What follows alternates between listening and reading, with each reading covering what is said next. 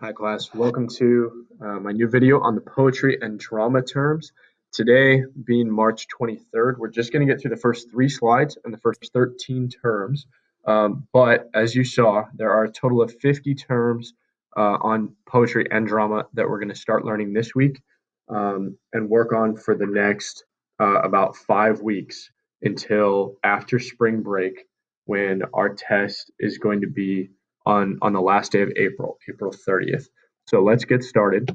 I won't spend too much time on the definitions of each one since you'll be reading those yourselves. But I will take a couple seconds to provide you a few explanations, especially of the categories. So what you see here, as it says on the handout, are some different types of poetry, some styles, some recognized genres that exist within the category of poetry broadly.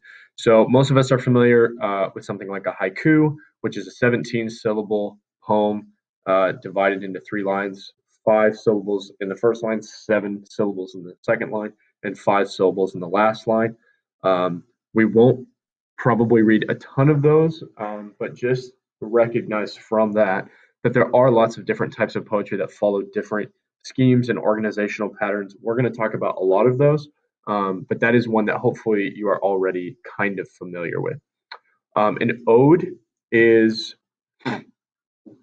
typically an emotional poem written to a specific subject, either a person or an object, and it's separate kind of from dramatic or narrative poetry. Dramatic being something like Romeo and Juliet, a drama, or a narrative being something that tells a story. An ode usually just talks about that one person or that one thing, even if it's not, again, telling a specific story.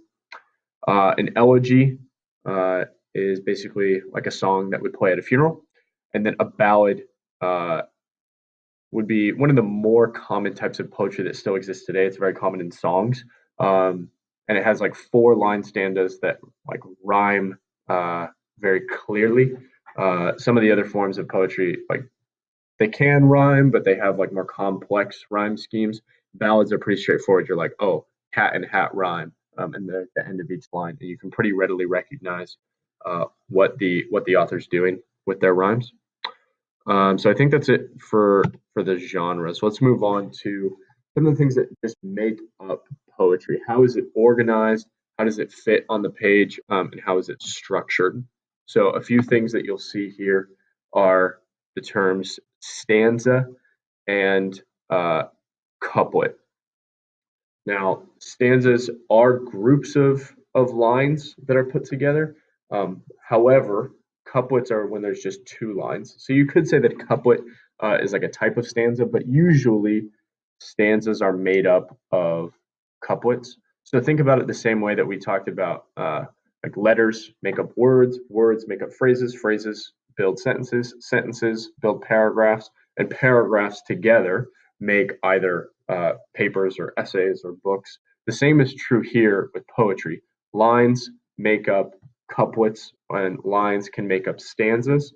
And couplets and stanzas are kind of like the paragraphs within poetry. So you have the letters that make up the words make up the lines make up the stanzas and the couplets, and together the stanzas and the couplets, if they're not the same thing, make up the full poems, or in drama, they'll make up the scenes, which make up the acts, which make up the whole play.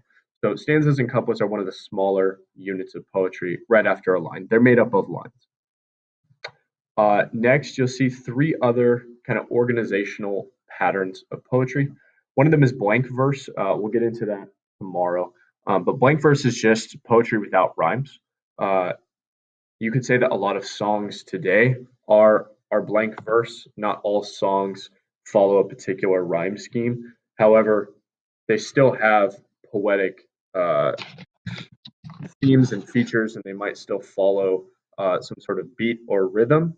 So there's still some form of poetry, but there's no rhyming. Free verse goes beyond that. It doesn't have rhyming, and it might not even have like beats or meters. So you could think of something like slam poetry.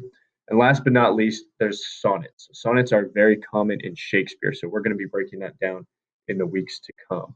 I'm going to transition to the next video now. Hold on one second.